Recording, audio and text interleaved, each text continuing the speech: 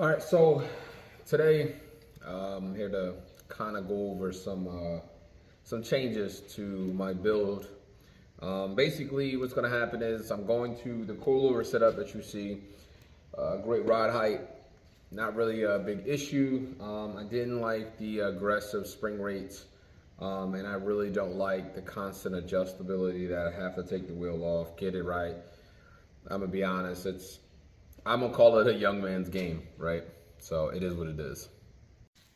Overall, I enjoyed them. I think they served this purpose. I mean, overall, I really don't have much to complain about. But I think it's definitely time to swap them out, go with something a little bit, to me, is more up to date, more stylish. Some people may disagree, and frankly, I'm gonna be honest, don't care. It's my build. So furthermore, I go into that now. I went on Bag Riders, and I seen that there's a new company out. Really not new, they've been around for a while. Most don't know that, but if you do your homework, you'll know this. They're called Max Load Air Suspension. Yes, I'm going to airride. The car behind me, you'll see over here, that's definitely sitting on airride for sure. It's amazing. The ride is great. The stance is great. I mean, just overall how it sits is amazing. You air it up, you go, you dump the bags. To me, that's what it's all about. As you can see, like overall, like this thing is pretty wild. From everything, from little things to just how it sits. It to me, even though to me they both have their similarities, I definitely would choose the airride system over my coilover system any day of the week. I think this is more responsive if you're doing autocross and you want to get time attacks. Maybe even when you want to sit there, you want to go to a drag race every weekend. It's not my forte. It's not what I do. It's not my lifestyle. To each their own, and kind of call it a day. But let me get into why I chose airride. All right, so I went to airride because I wanted my car to stand out when I go to shows. I want my car to be different. Not everything has its own function. Most people ask me about my huge spoiler that you see back there. Why do I have it? Does it have downforce? You put it in the wind tunnel. I got it because that was the first one they produced, and I wanted that first one. That's it. That's nostalgia at best. It probably works. I've never tested it. I just wanted it, point blank. But although I digress. So I want it because when I go to car shows, I do want to stand out. I want airride because when I do drive this, and it's not my daily, however, most people's are their daily, I want to be able to sit back and drive a comfortable car. If I'm hitting the bumps, it's not aggressive. It's not, constant hit over and over. And that's kind of what I'm having now. No matter what settings, yes, these are dampening. Yes, I have 32, settings from soft to hard, etc. I have all that. I've done the greats, the very expensive coilovers, to which these are Racelands. Shout out to Raceland for hooking me up with a set of these. But overall, it's great. They're not bad. It's not like they're crap and I can't just deal with it. It's just me personally. I just enjoy a good ride, and that's pretty much it. So I got parts of it. So like I told you, it's a max load suspension. Most people are gonna say they're a China based, right? They're overseas. I don't really have an argument with this. They are, but I will say do your homework on a lot of aftermarket parts. They're not made in America. They might be distributed in America, or they get the core back, the main component of whatever part it is, and they'll finish it off and then stamp made in America.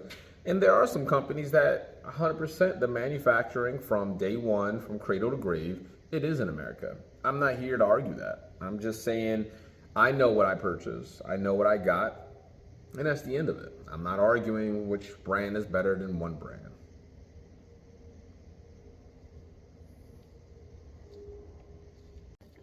So each kit suspension, excuse me, each system outside of the tank and airlines and all that, each system is built on order.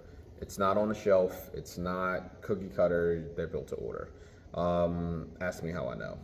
I contacted them, and to be honest with you, their customer service was amazing.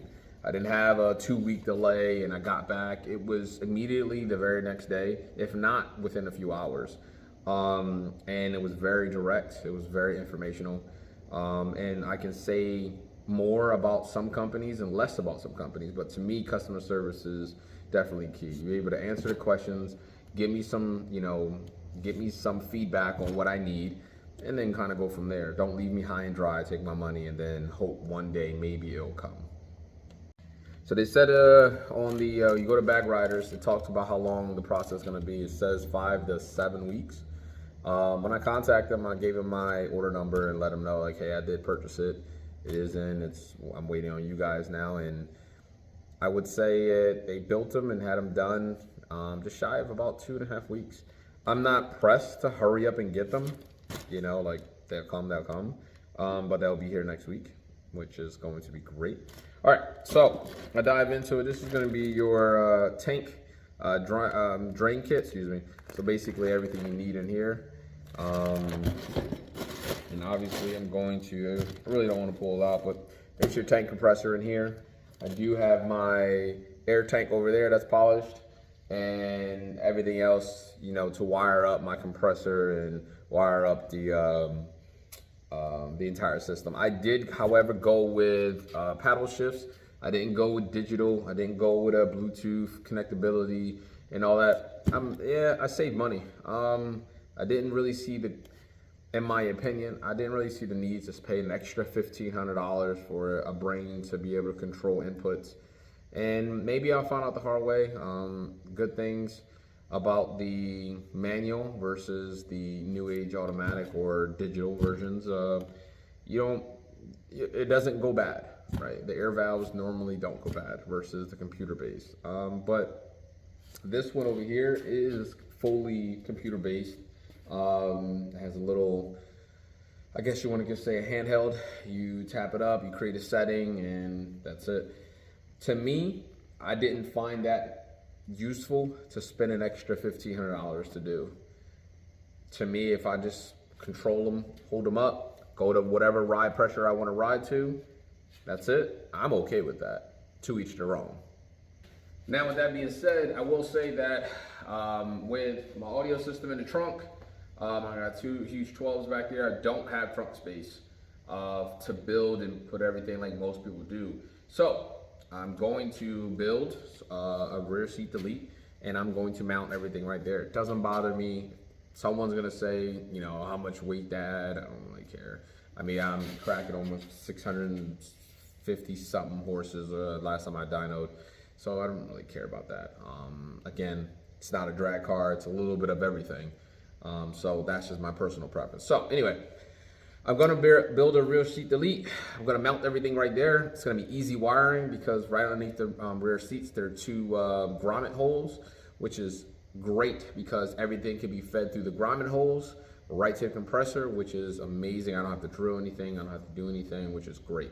So I'm gonna soundproof all that in there with some sound dampening sheets that I have over there.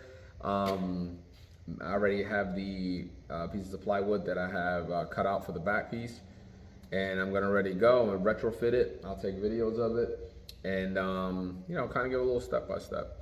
I'm really excited to see how this all comes out, to kind of mount everything. I don't really care to have the actual suspension components because that's easy. Put them in. That's not the hard part. The hard part is mounting all this and wiring all this and stuff like that. So I think, however, I do have a secondary battery in the back that drives my audio, helps drives my audio system. I think I'm definitely going to upgrade that because now that's going to be tapped into this compressor along with my audio, and I don't want to complicate my electrical system. So I think overall that's my step up, is to make sure that I step my electrical system up and kind of go from there. My amp is already, I think I got a custom built one from PA Performance. So for my alternator, I'm not really concerned about that. So that's pretty much what I'm going to do. No, I'm not going to put a yellow top in here. There are batteries that are made specifically to deal with high amps, high loads for specific reasons. And yes, the yellow top will do it, but it's huge, so much weight, and it's really like oddly shaped to place it anywhere. So they do make custom batteries for this, and that's what I'm going to buy. So thank you for watching. Stay tuned. It's part 1. More to come. I hope I answered questions. I hope this was insightful. And yeah, thanks for watching, man.